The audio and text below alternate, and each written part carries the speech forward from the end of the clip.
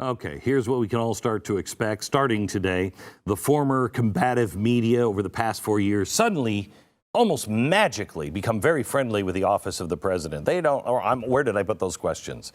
CNN today pulled Jim Acosta from the White House beat and assigned him elsewhere.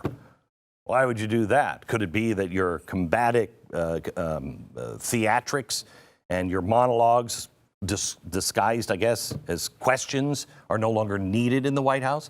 NPR refused to cover the Hunter Biden laptop story, but they certainly didn't miss the opportunity recently to write a hard-hitting piece on the inauguration of Joe Biden's German Shepherd. Melania Trump is probably the most beautiful first lady. She was a freaking runway model. But no, you didn't hear that. They didn't even have her on the cover of any magazine. It's interesting today how USA Today has started a style diary for Dr. Jill. And don't even get me started on Jane Pauley's fawning interview with Kamala Harris on CBS Sunday morning. Topics covered included the hard-hitting dive into her sneakers, as well as a declaration that if, quote, it might seem as though Kamala Harris was born for this moment in history. Wow. Well, how many times did we hear that about Donald Trump, Melania, or Mike Pence? Joining me now is the hard-hitting, truth-telling Megyn Kelly from the Megyn Kelly podcast, which I listen to all the time and love. Hello, Megyn. How are you? Hi, Glenn. Preach. That's all I can say. I listened to your opening monologue and preach. Well done and well said. How can we possibly come together when it appears as though CNN is leading the charge and leading the call to silence Fox, Newsmax, AON, probably you, us, all of talk radio? How can we possibly unite? We're not going to unite. I mean, it's all nonsense. I mean, I like a good inauguration and a good speech just as much as anybody, and I feel patriotic whenever I witness them. And I root for the president and I root for America in the way that you described. But unity is fool's gold. You know, it wasn't too long ago we had a very dynamic president take office on hope and change, and there is no red state America, there's no blue state. It's nonsense. Even if they genuinely mean it, they don't change Washington. Washington changes them. And Joe Biden is Washington. He's been there for 50 years. I'm sure he will lower the temperature. Good. I like that. Good. Let's lower the temperature. We don't need crazy incendiary rhetoric and tweets every day. It may be fun to cover as a news matter, but the country, it will be better off to not have that happening. But what's happening substantively is worth fighting over. And it's not going to go away just because he gave a nice speech. Right. I'm sorry. I vehemently disagree with your arguments. And, you know, I wish I felt as though the Democratic Party actually felt the way that I felt during the inauguration today. I saw the flags. I loved Lady Gaga's rendition of the Star Spangled Banner. I felt patriotic and proud. But those are the same people who are saying, take a knee, America is racist, the flag is a symbol of oppression. And the media is going to make my head explode.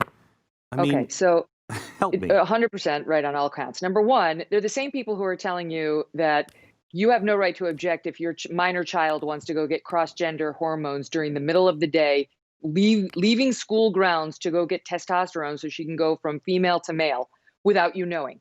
And if you want to object, where's your unity? Come on, we're supposed to pull together.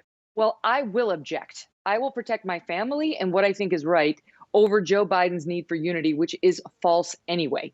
Unify behind my agenda is not a real call for unity. There's not going to be any concessions. Just look at what he's doing with the proposed amnesty that he's pushing right now.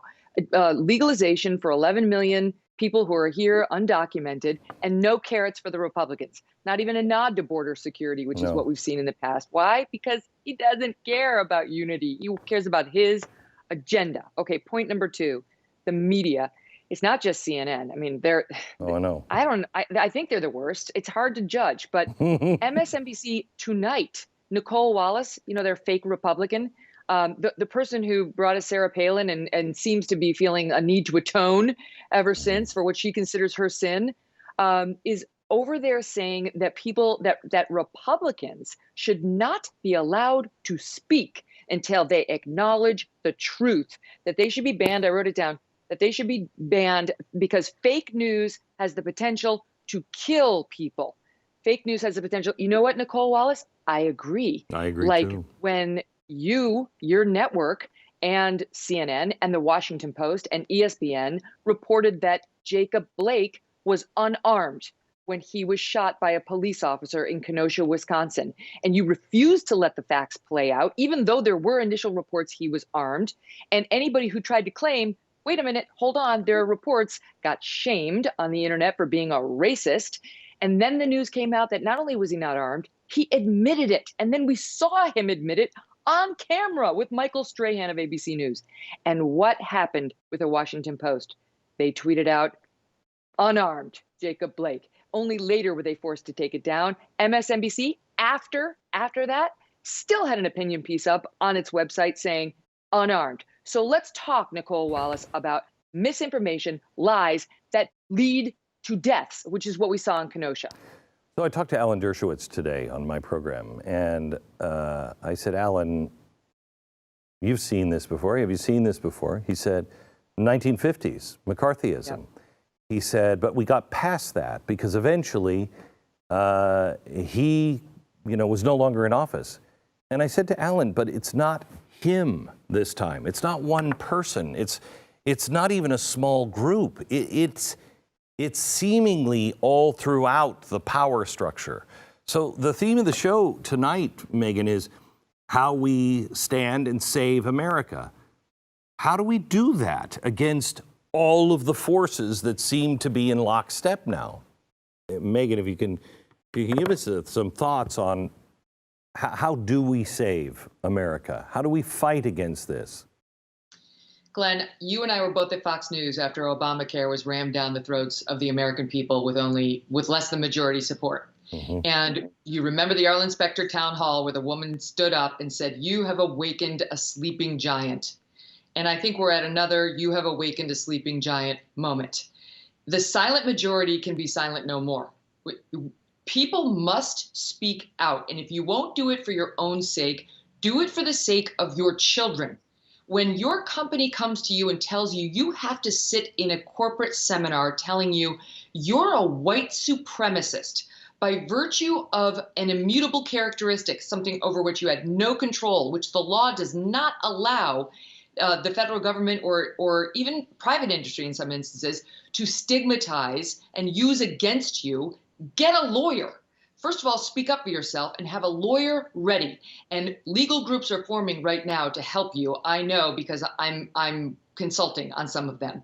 When your school tries to do this to your child and lets your child, shames your child because of his or her skin color and sows division where there was none between these little ones, or allows your child to leave school grounds to go eat cross-gender hormones, like I said before, without telling you, allows your kid to dress as the opposite sex for 2 years without ever telling you, saying your rights end at the schoolhouse door, get a lawyer.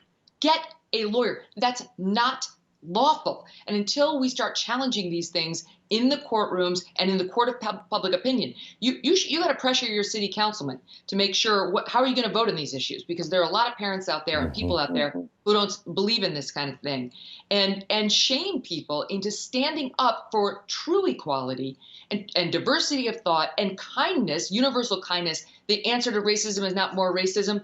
And by the way, the other thing we need to do is women who have been shamed into not protecting other women by trans activists who do not speak for the trans community. The trans community generally wants to transition and be left alone. They don't want to be shaming the members of the group to which they've transitioned into silence. So women need to grow a backbone and take a risk like J.K. Rowling did. And I realize it's scary when you don't have her financial security, but we're going to get legal groups and we're going to start speaking out, and there is safety in numbers.